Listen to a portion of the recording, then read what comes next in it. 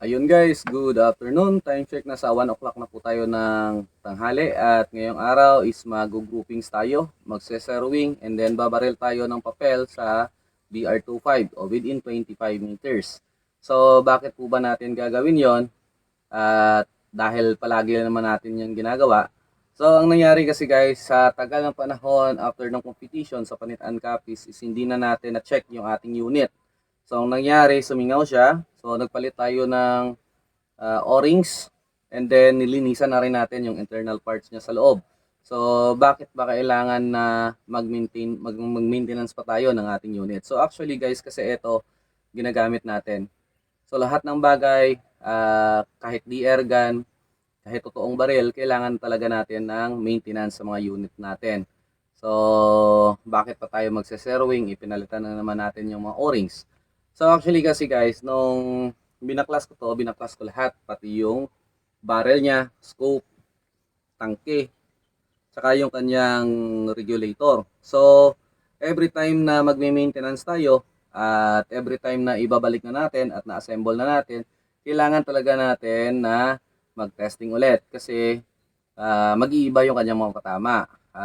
Hindi porket nabalik na natin sa tamang lagayan yung lahat ng parts nito is okay na. So, after natin magbalik nito kanina, na chrono na rin natin at 960 fps to 967 fps.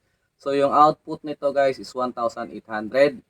So, gagawin natin yon kasi mag-iiba yung mga patama nito guys sa BR25. So, dahil nagalaw na natin, kailangan natin gawin ito. So, ngayon, ang gagawin natin guys is, unang gagawin natin is groupings muna. So, meron na tayong papel dyan. Yan guys, first pellet. So, sobrang lakas ng hangin. Magse-zeroing tayo. Ang unang gawin natin is groupings muna. Yan yung point of impact natin. Ay, yung point of aiming pala, sorry. Yan, yung tuldok na yan. O, firing.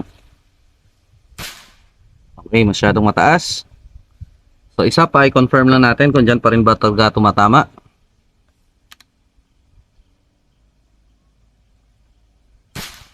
Okay, dyan pa rin. So, hahabulin natin yan guys.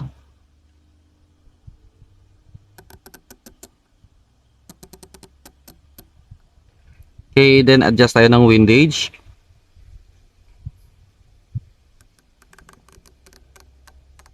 Okay. So, ibalik natin sa point of aiming natin sa baba, yung tuldok.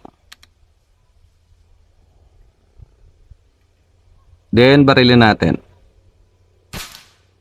Okay, isa dyan, pumapasok. So, isa pa.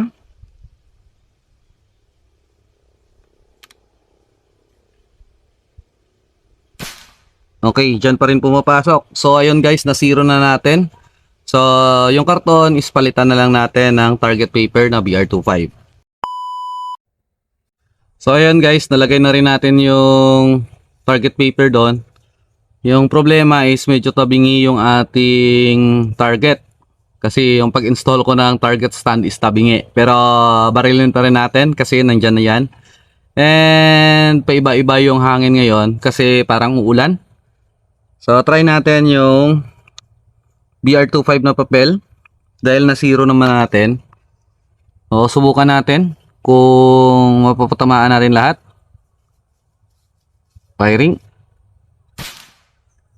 O shooting up. Konting pihit lang pataas. Okay. So, ulitin natin, confirm natin.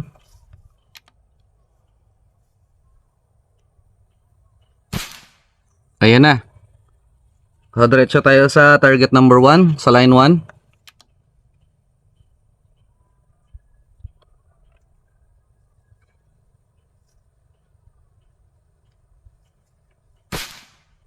Pasok.